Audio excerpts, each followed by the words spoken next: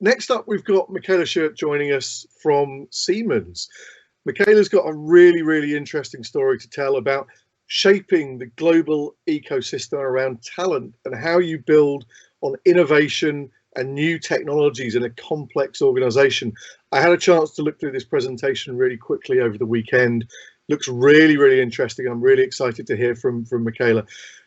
Also, don't forget, all the way through the presentation, feel free to pop your questions into the Q&A section on the right-hand side of the stage, and we'll get to your questions at the end of it. We'll have about 5 minutes for Q&A.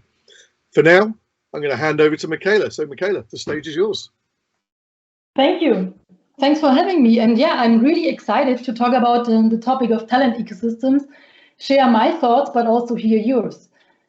So before we touch base on the talent ecosystem, I want to start with ecosystems. On the left-hand side, we see a natural ecosystem that all of us know, an ecosystem that evolves around a lake. There are trees, there are plants, there are animals in the water, around the water, on land, in the air. They all coexist, live together, and interact together. With all of the interactions, they create and capture value. So for example, the more plants, the more grass, the more space for insects, the more food for birds, and so on. So they are all coexisting and benefiting from each other. On the right-hand side, you see a completely different example for an ecosystem in our human world, evolving around a vending machine. You know those machines that you see at train stations or airport, you just insert some coins and get some Coke or water. And in the beginning, you have that machine and you have people buying drinks, but then more players join that ecosystem. There is the suppliers who staff the machines with drinks. There is service technicians who probably can join via an app and read out the data about the status of the machine, can plan for maintenance, for service.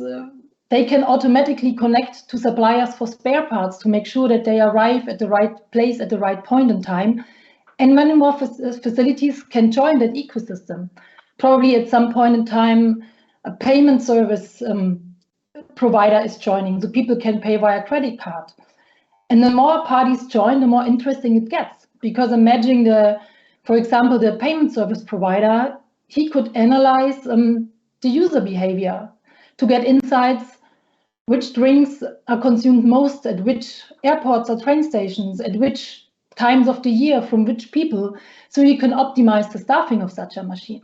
Or you could do things like predictive maintenance. When you analyze the historical data to predict when a maintenance or repair has to happen, you can already automate that for having a higher availability and shorter downtimes of this ecosystem. So you have a higher number of transactions where everybody has more value, because at the end, each transaction generates value for all of the participants.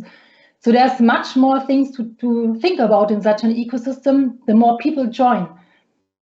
And before we transfer that thinking and mechanisms to the talent world, I would like to talk about 2 or 3 minutes about the fundamentals of such an ecosystem. What you see here, you have a platform that is kind of providing the infrastructure where transactions can happen. And then you have producers and consumers. So probably you have more or less, you have 4 different roles. And it's important to understand how they interact and how they behave towards each other. So let's take an example. Let's take the mobile operating system Android as an example. There are producers, like producers of apps, that put their apps on the App Store. And there are consumers who download the apps to their mobile phones and use it and pay for it. So basically, the architecture, the providers of this infrastructure is Samsung or anybody else who produces cell phones that run on mobile, on Android, because they are basically the items where the goods can be consumed from the consumers. And then there is the platform owner, in this example Android, which is owned by Google, who set the rule, who define who can join on this platform, what's the rules for providing apps, what's the rules for doing transactions. And all of that, participants have their roles, and sometimes people switch roles. So many people who are in the tech area, they start developing own apps and they try it out. they are not a consumer anymore, but a producer. And so this ecosystem can evolve quite dynamically. So, and why am I talking about this? Because I believe all of this is fundamental to understand how talent ecosystems work, because they work basically on the same mechanisms. So I want to show one more slide before we dig into the talent world that outlines what really makes ecosystems a success. And when I talk ecosystems, I think today we mostly talk about digital ecosystems, about platform-based ecosystems, because at the end, most of the interactions in nowadays world take place in a digital way anyhow. From my perspective, the three success factors for good ecosystems is first an open architecture. Because as I said in the beginning, value is created by people interacting, by transactions between consumer and producers. So the more you have on your platform, the more open you are, the more people join, the more transactions take place, and the more value is created for everybody to capture it at a certain point within this ecosystem. And also to kind of channel innovation in a standardized way, it's important to maintain that open architecture and to facilitate it. What do I mean by that? If we come back to the Android example, Android provides a data structure. So everybody knows what are the rules I need to dock on and provide apps, and how does it work to download them. So kind of helping the community to innovate jointly on that platform is something that you can only do once you have that open architecture. A second topic that is very, very important is governance. Because if you apply a certain governance, you can kind of exclude bad behavior. Because if you have people with bad behavior on your platform, that can destroy the value of an ecosystem very quickly. Let's think back to the vending machine. Assuming that the owner of the machines just puts out such high prices that nobody buys any drinks from that machine, so no transactions. So there is no value for a technician or someone who provides the drinks to be part of that ecosystem, because if no transactions take place, I can't extract any value for me.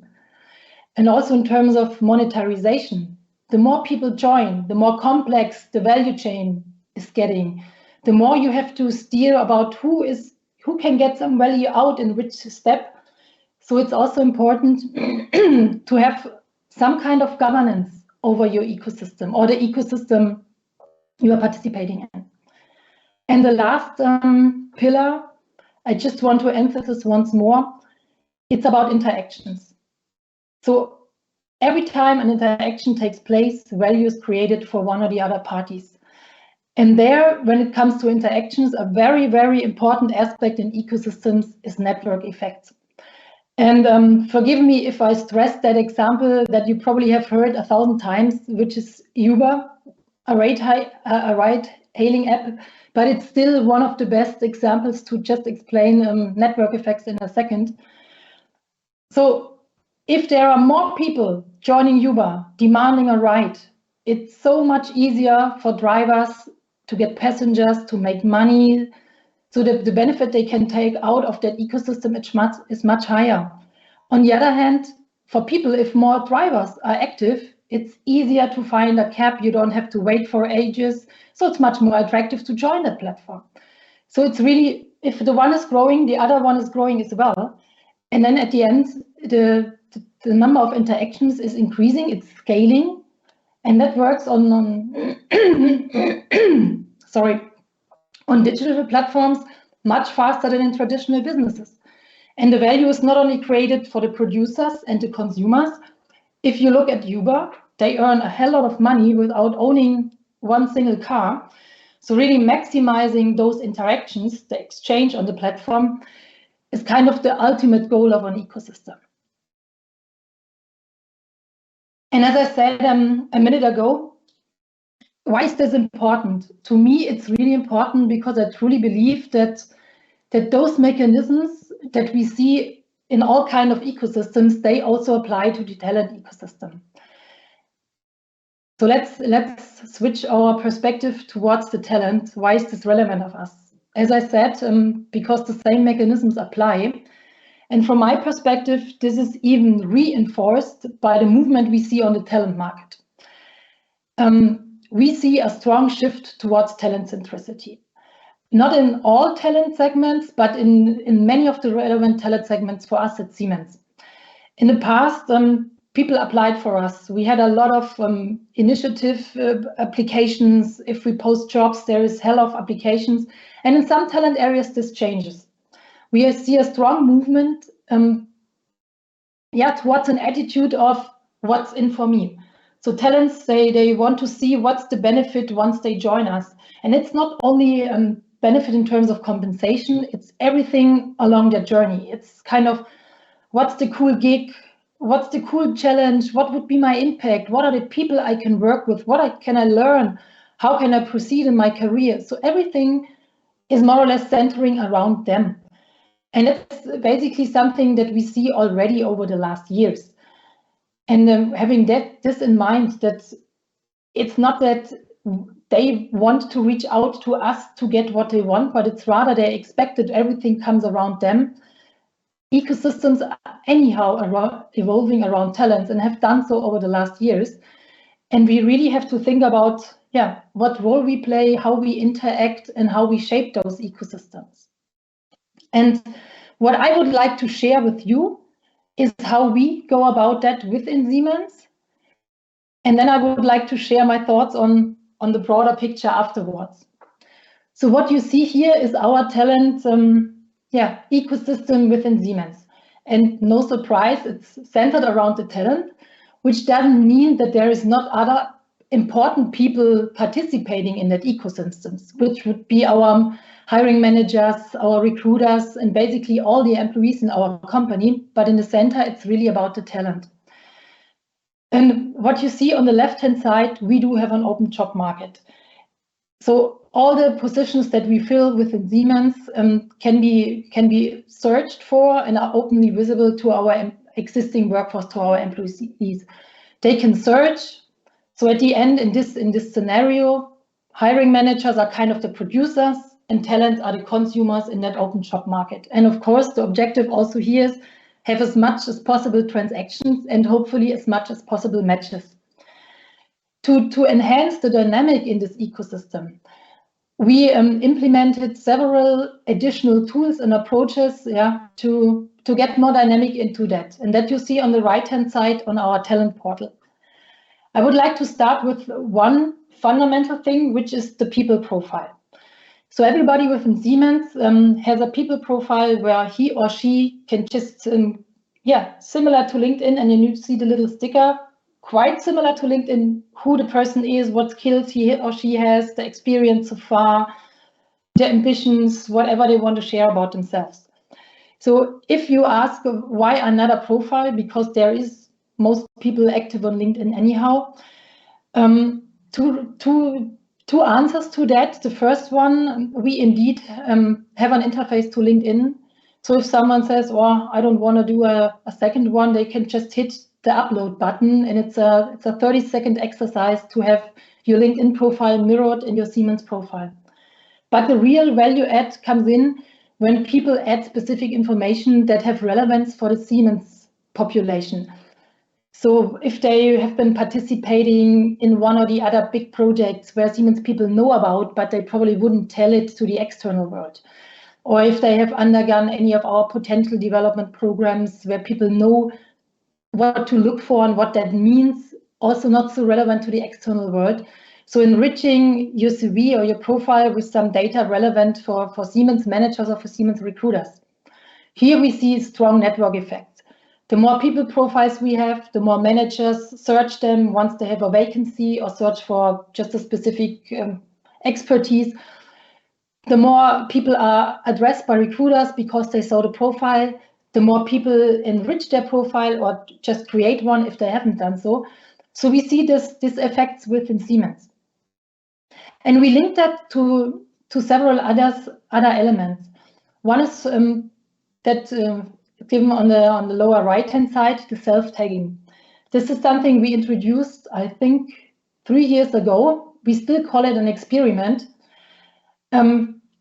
that works like following. We have an application within Siemens that is not an HR thing, that depicts the whole organization across our businesses, our countries, and there you can see, okay, in that business, in that country, there's a team headed by this manager, those are the people working in, so you have full transparency on the whole organization.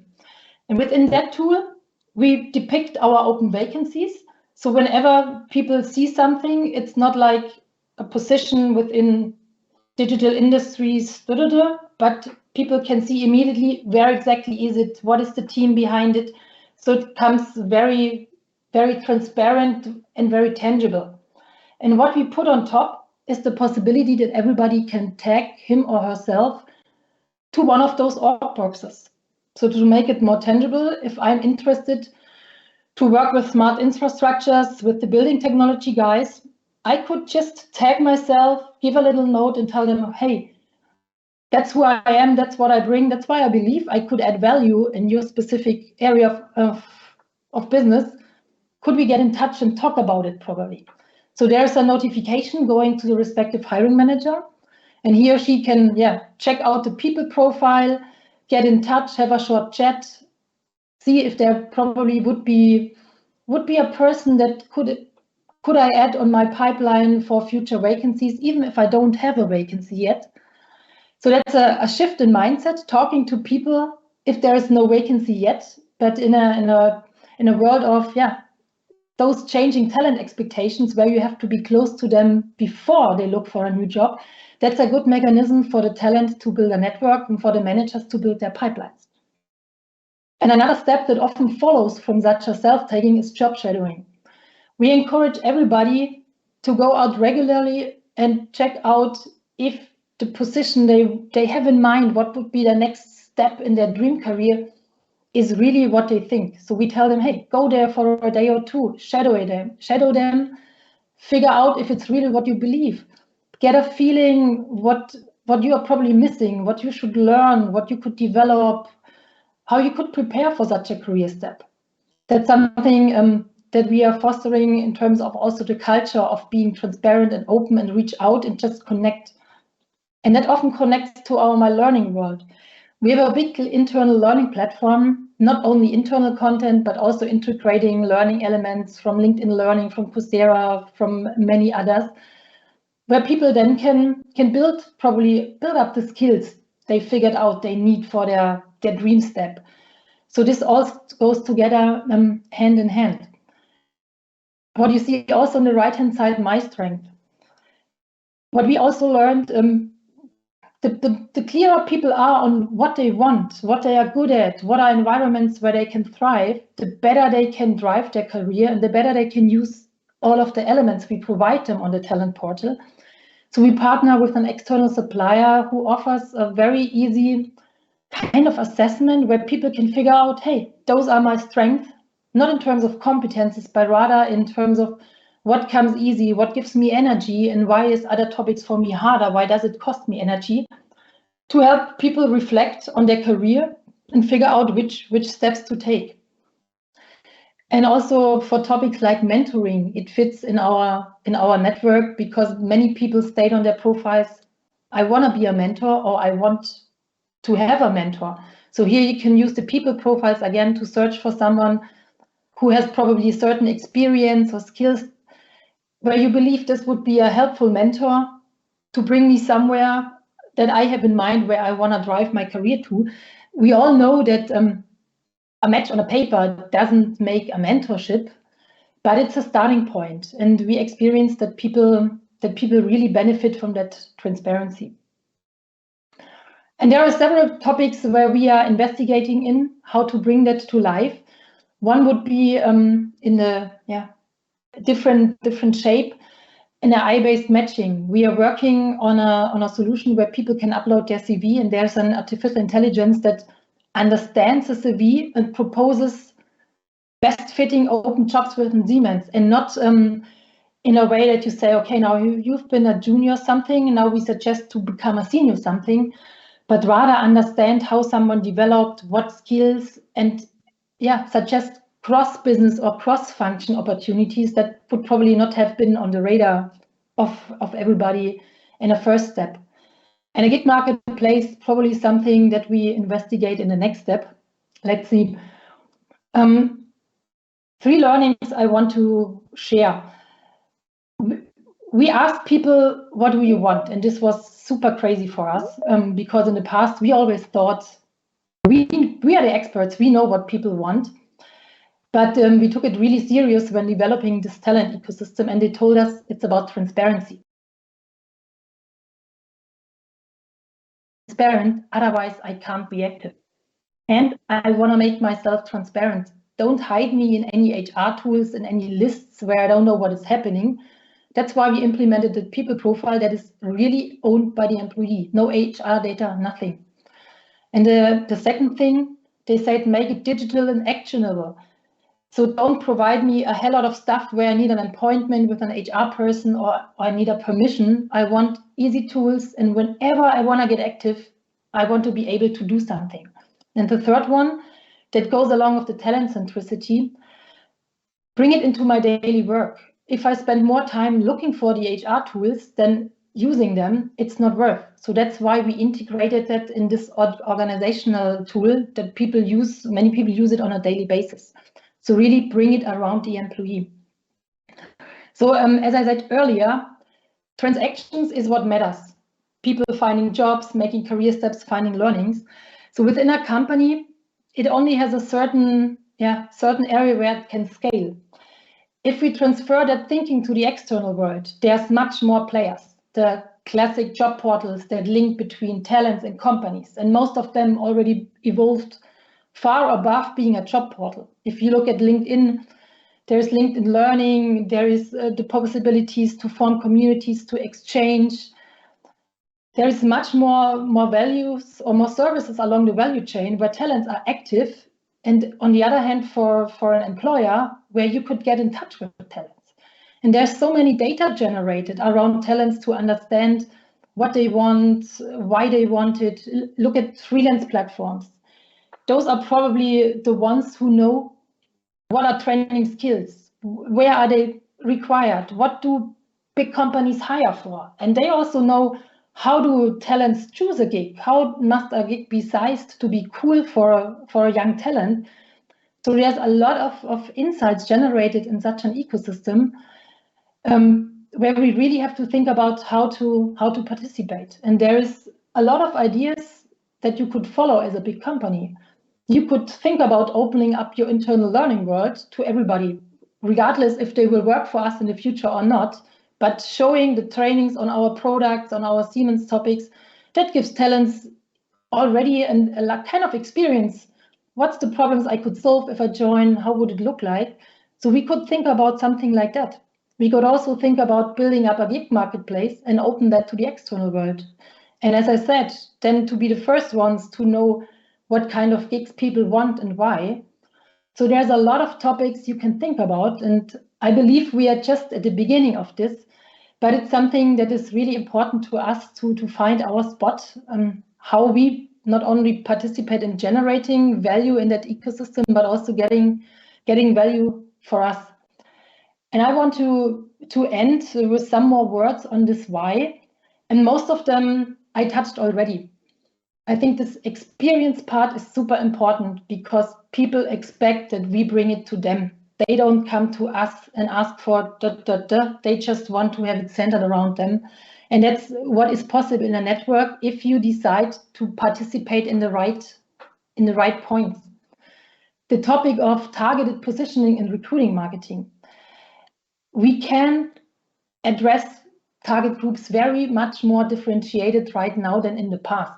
Because in an ecosystem, people provide so much insights on what they want, what are their interests, what resonates with them, how they want to be approached, how they want us to talk to them.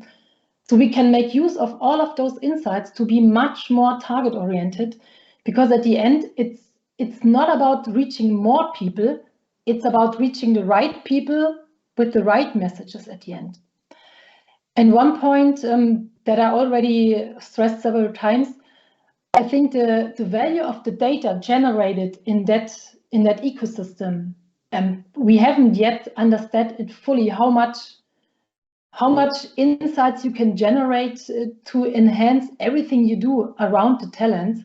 So I think there's loads of potential in it that alone would be worth thinking about which role to play.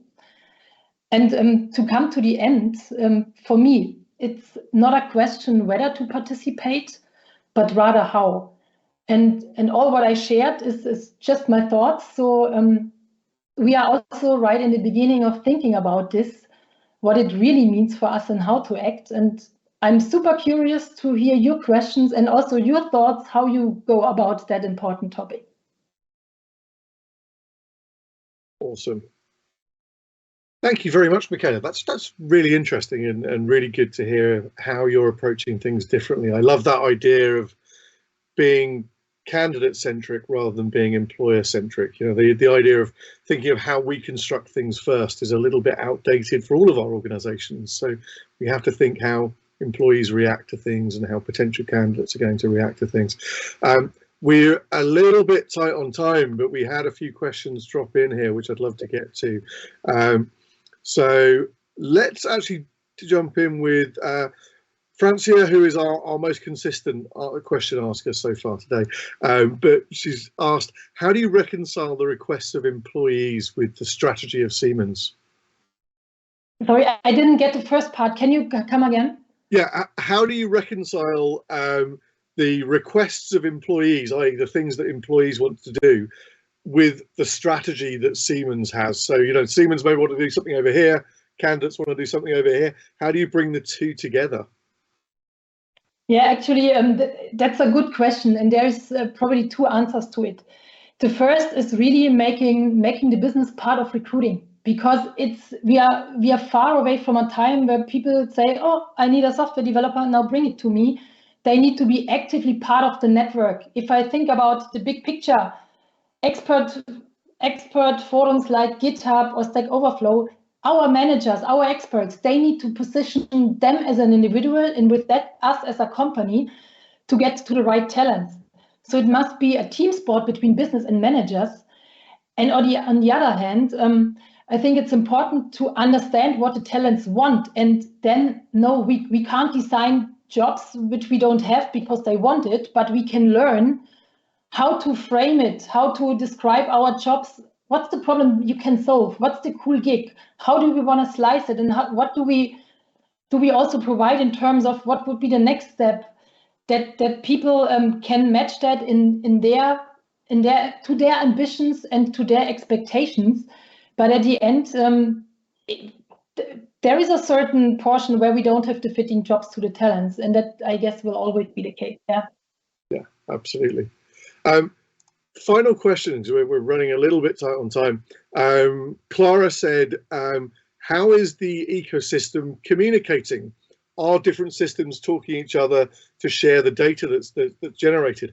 And that's a great question. You're looking at a huge pool of data, lots of disparate data sets. So do they talk to each other? How's that managed at the moment? So most of them in the internal ecosystem, they do. Everything where a tool is involved, they talk to each other. So we can monitor it and understand what drives, if the number of people profile drives the tagging, if something has an impact on internal rotation and so on, knowing that finding real dependencies on the one hand that are where you can really derive conclusions is not so easy. And you need also a certain period of time to monitor that, to really be able to draw conclusions. And the second thing that spoils a little bit the fun of the data is that in a big company with many countries with strong workers' council involvement, you are very limited in what you are allowed to analyze and what you can make use of. But I guess there is still a lot of gold hidden in our data that we have to dig out over the next years. But that's indeed, when we design tools, one of the elements that we build in from the beginning. How do we want to monitor it? How do we want to connect it to make use of that insights later on? Well, Michaela, that was a really great session, and thank you for joining us for a Q&A at the end there. That was super insightful. I wish we had more time to talk. I've got lots of questions for you, but thank you for joining us, and